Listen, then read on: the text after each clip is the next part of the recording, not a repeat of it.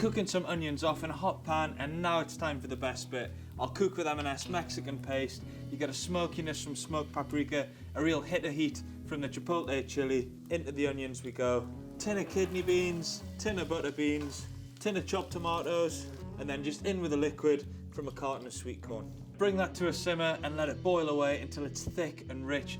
Now we go in with the sweet corn, just stir it through, and then we kill the heat.